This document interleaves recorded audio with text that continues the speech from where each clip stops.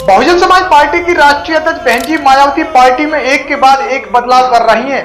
उनके इस बदलाव को 2027 के उत्तर प्रदेश के विधानसभा चुनाव से जोड़कर देखा जा रहा है। मुस्लिमों से जुड़े मुद्दों से लेकर पार्टी के कई बड़े नाम बाहर निकालने तक बहनजी के इस तेवर के सियासी मायने आखिर क्या हैं? इस पूरी वीडियो में हम आपको विश्लेषण करके बताएंगे। उत्तर प्रदेश की सियासत में हाशिए पर खड़ी बसपा को बहनजी 2027 के पहले एक्टिव करने में जुटी हुई हैं। बहनजी ने अपने भतीजे आकाश आनंद और उनके ससुर अशोक सिद्धार्थ को बसपा से बाहर का रास्ता दिखाने के बाद में अब एक नए सियासी तेवर में नजर आ रही हैं। बसपा प्रमुख इन दिनों मुस्लिमों से जुड़े हुए मुद्दों को मुखर होकर उठा रही हैं और बीजेपी को भी कटघरे में खड़ा कर रही हैं। इस तरह से बसपा लगातार राजनीतिक चर्चाओं में बनी हुई है। तो बहनजी के बदले हुए तेवर के सियासी मायने अलग अलग तरह के निकाले जाने लगे हैं। बसपा का चुनाव दर चुनाव आधार सिमटता जा रहा है। बसपा 2024 में खाता नहीं खोल सकी और 2022 के यूपी चुनाव में सिर्फ एक सीट ही जीत सकी। बसपा का वोट शेयर 9.39% पर आ गया है और बसपा अपने सबसे बुरे दौर से गुजर रही है और पार्टी का गैर जाटव दलित वोट पहले से ही पार्टी से खिसकता नजर रहा है, जो कि अब भीम आर्मी प्रमुख और चंद्रशेखर आजाद, जो कि आजाद समाज पार्टी के राष्ट्रीय अध्यक्ष है, युवाओं का क्रेज जो है आजाद समाज पार्टी की तरफ में रुझान बढ़ने लगा है। बहुजन समाज पार्टी का गैर जाटव दलित वोट पहले ही पार्टी से खिसक गया था और अब जाटव वोट भी शैन लग गई है।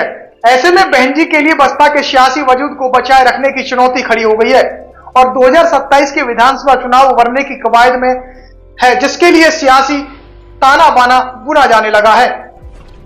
बहनजी ने अपने भतीजे आकाश आनंद और उनके ससुर अशोक सिद्धार्थ को बसपा से बाहर का रास्ता तो दिखा दिया। उनकी जगह पर अब रामजी गौतम और रणधीर सिंह बेनीवाल को नेशनल कोऑर्डिनेटर नियुक्त किया है।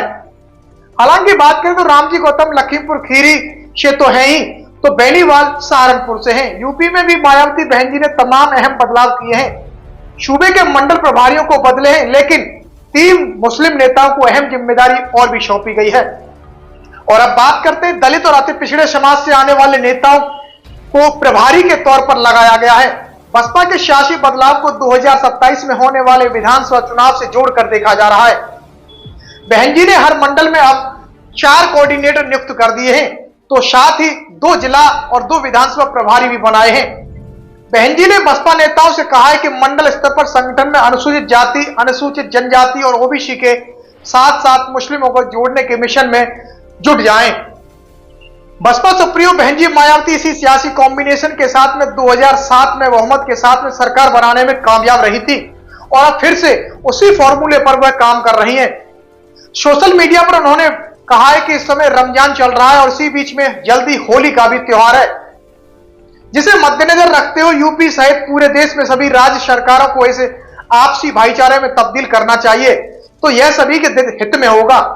अर्थात इसकी आड़ में किसी भी मुद्दे को लेकर कोई भी राजनीति करना ठीक भी नहीं है।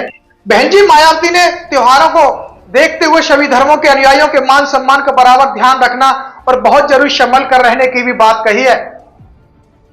और उन्होंने यह भी कहा कि संभल की तरह अधिकारियों का गलत इस्तेमाल करना ठीक नहीं है, उनको कानून व्यवस्था पर विशेष ध्यान देना चाहिए। बसपा काशीराम की जयंती से 2027 के विधानसभा चुनाव का बिगुल फूंकने जा रही है। बसपा 15 मार्च को काशीराम साहब की जयंती का कार्यक्रम लखनऊ और नोएडा में मनाएंगी। मेरठ मंडल के जिलों में पार्टी के लोग नोएडा में काशीराम जयंती मनाएंगे, जबकि लखनऊ मंडल के पार्टी नेता लखनऊ के कार्यक्रम में शिरकत करेंगे। इसके अलावा हम आपको बता दें, अन्य जिलों में भी पार्टी नेता कार्यक्रमों का आयोजन करने के लिए तैयारी में जुटे हुए हैं और इस तरह से काशीराम की जयंती से बसपा मिशन 2027 का आगाज करने जा रही है। बसपा सुप्रीमो बहनजी मायावती ने साफ निर्देश दिए हैं कि अगले 6 महीने में पार्टी संगठन को न सिर्फ नए सिरे से खड़ा करना है, बल्कि इसे मजबूत करना है। बसपा के कैडर कैंप की बैठकें भी लगातार अब गांव-गांव में नुक्कड़ सभाएं देकर के तैयार की जा रही हैं। यूपी के सभी प्रभारी अपने जोन की बैठकें कर रहे हैं और ये बैठकें जिला स्तर पर की जा रही हैं। जिले स्तरों पर हो रही बैठकों में 2027 के लिए प्रत्याशी का भी चयन किया जा रहा है। बहनजी पिछले 10 दिनों से लगातार सुर्खियों में बनी हुई है। पहले उन्होंने अपने भतीजे और उत्तराधिकारी आकाश आनंद को पार्टी से निष्कासित किया, तो उसके बाद में लगातार अपने ट्वीट से चर्चा में हैं। बसपा सुप्रीमो बहनजी मायावती ने पिछले दिनों रमजान में मस्जिदों से लाउड स्पीकर उतारे जाने की कार्रवाई पर तीखी प्रतिक्रिया भी दी थी। बहन जी ने कहा था कि भारत सभी धर्मों को सम्मान देने वाली धर्मनिरपेक्ष देश है। ऐसे में केंद्र और राज्य सरकारों को बिना पक्षपात के सभी धर्मों के मानने वालों के साथ में एक ऐसा बर्ताव करना चाहिए ताकि मानवता की मिसाल पेश सके। लेकिन अब मुसलमानों के साथ साथ में धार्मिक मामलों में जो कि सौतेला रवैया अपनाया जा रहा है, खास करके कुछ अधिकारी भी इसमें शामिल हैं, यह न्याय संगत नहीं होनी चाहिए। बहन जी ने यह भी कहा कि उत्तराखंड सरकार की ओर से पहले कुछ मजारा और धार्मिक स्थलों को ध्वस्त किए जाने के बाद में अब राजधानी देहरादून में 11 प्राइवेट मदरसों को सील किए जाने की खबर की चर्चा से और भी माहौल गर्म हो गया है। सरकार धार्मिक भावनाओं को हाथ पहुंचाने वाली है और ऐसी देशपूर्ण और गैर सेकुलर कार्रवाई से बचना चाहिए। सरकार धार्मिक भावनाओं को हाथ पहुंचाने वाली ऐसी देश और गैर सेकुलर कार्रवाई से जरूर बचें। इस तरह से बहन जी मुसलमानों के मुद्दे पर खुलकर बोल रही हैं और बीजेपी को आड़े हाथों भी ले रही हैं। बहन जी की सक्रियता से आखिर किसको लाभ और किसको हानि है? बसपा प्रमुख बहन जी मायावती की जमीनी स्तर पर सक्रिय न होने का सियासी लाभ 2022 के चुनाव में सपा को मिला था, तो 2024 में सपा कांग्रेस गठबंधन के पक्ष में गया। दलित समाज का बड़ा झुकाव अब इंडिया गठबंधन के साथ में न होकर भीम आर्मी प्रमुख चंद्रशेखर आजाद की ओर में खिसकता जा रहा है, जिसका नतीजा रहा है कि बसपा का खाता तक नहीं खुल सका। बसपा में हुआ उथल पुथल और बहन जी मायावती की सक्रियता 2027 के चुनाव से जोड़कर देखी जा रही है। बसपा में सियासी बदलाव को 2027 के चुनाव में लिहाज से देखा जा रहा है और ऐसे में जाटव वोट किस तरफ आता है उस पर सबसे बड़ा देखने वाली बात है।